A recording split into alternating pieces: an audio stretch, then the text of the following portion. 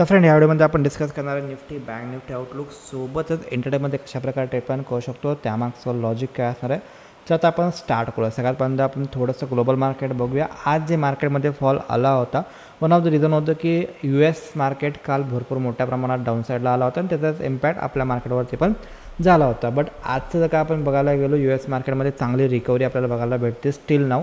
तर ऑलमोस्ट 9:15 वाजलेत बट आत्ता मार्केटमध्ये चांगली रिकव्हरी बघायला भेटते US मार्केटमध्ये.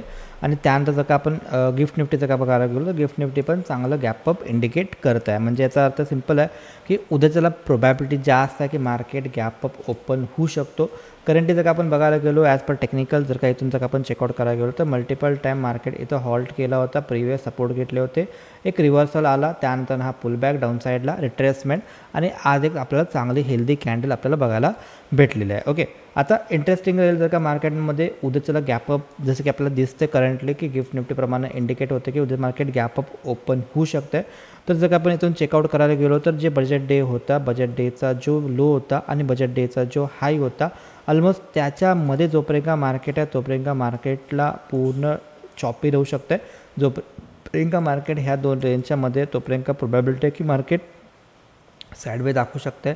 एनी रिझन मार्केट जर का बजेट डेचा हायच्या वरती जर का सस्टेन राहिला तर मार्केटसाठी next upside movement continue probability wise करायला पाहिजे. ओके, किंवा सपोज जर का मार्केट बजेट डेचा जो लो आहे ह्या लोच्या खाली मार्केट जर का सस्टेन राहिला तर प्रोबॅबिलिटी आहे की आपण नेक्स्ट फॉलपर्यंत मार्केट एखाद्या वेळेस येऊ शकते. ओके, तर इथं ऑलमोस्ट आपल्याला सपोर्ट दिसत जे की 23,800 ते 23,750 आसपास येते.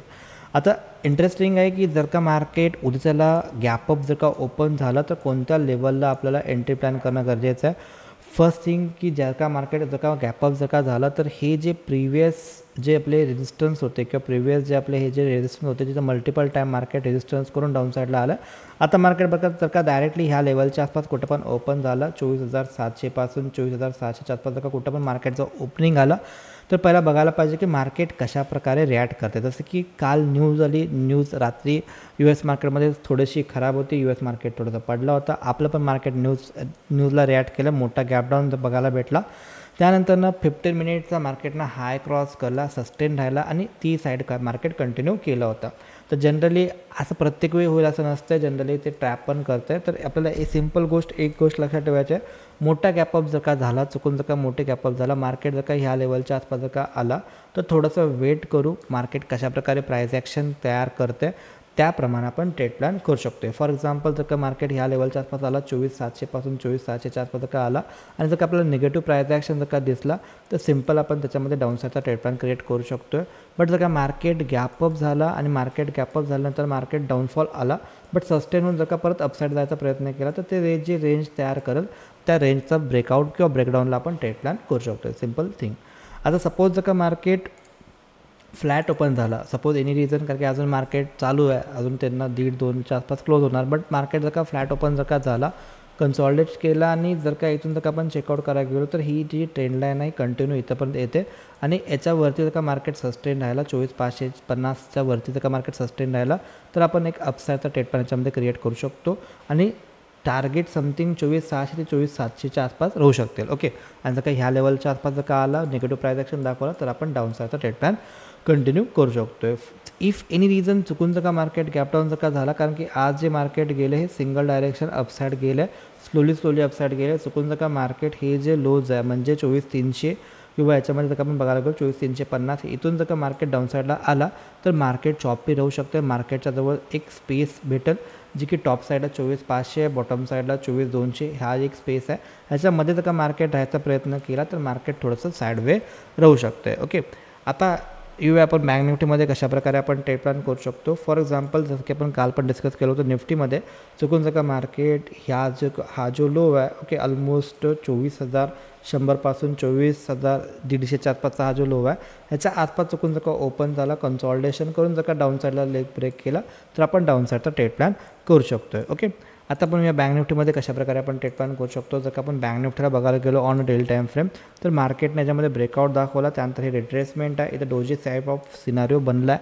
सिम्पल थिंग आहे, उद्या जर का हायच्यावरती सस्टेन राहिला तर एक अपसाईड पुलबॅक बघायला भेटू शकतो आहे. निफ्टीमध्ये पण अपसाईड ओपनिंग दिसत आहे आणि बँक निफ्टीमध्ये पण डोजी बनला आहे. तर दोन्ही रिझन सिम्पल आहेत की जर का आता पण या बँक निफ्टीमध्ये 50 मिनिट टाईम फ्रेम जर का आपण बघायला गेलो याच्यामध्ये, तर इथं आज एक डोजी टाइप ऑफ सिनारिओ याच्यामध्ये बनला आहे. सिम्पल थिंग, जर का मार्केट गॅपअप ओपन झाला, जर का मार्केटनं हे जे गॅप फिलिंग आहे ओके ऑलमोस्ट जर का ह्या एरियात मार्केट ओपन झाला 51,800 पासून 51,600च्या आसपास जर का कुठं पण मार्केट इथं आला आणि निगेटिव्ह प्राइस ॲक्शन जर का दाखवला तर आपण डाऊनसाईडचा ट्रेड पण क्रिएट करू शकतो.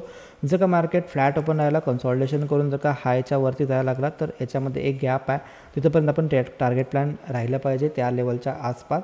या दोन्ही सिनारिओला आपण अपसाईडचा ट्रेड प्लॅन करणार. जर का मार्केट इथं फ्लॅट ओपन राहिला, कन्सॉल्टेशन करून आजचा हाय ब्रेक केला तर आपण अपसाईडचा ट्रेड प्लॅन करू शकतो. आणि चुकून जर का मार्केट सपोज डायरेक्टली मोठा गॅप तयार झाला, गॅप फिलिंग केला, तर वेट करायला पाहिजे कशाप्रकारे प्राइस ॲक्शन तयार करते, त्यानंतर आपण त्याच्यामध्ये ट्रेड प्लॅन करू शकतो. जर का सपोज जर का मार्केट 52,000 जो की सायकोलॉजिकल नंबर आहे तिथून जर का 51,700च्या आसपास जर का आला, निगेटिव्ह प्राइस ॲक्शन जर का दाखवला तर आपण डाऊनसाईडचा ट्रेड प्लॅन करू शकतो. इफ एनी रिझन जर का मार्केटला निगेटिव्ह रिॲक्ट करायचं असेल तर मार्केट याच्या खाली जर का ओपन झाला किंवा याच्या खाली जर का सस्टेन राहिला तर मार्केटमध्ये थोडंसं निगेटिव्ह रिॲक्शन बघायला भेटू शकते.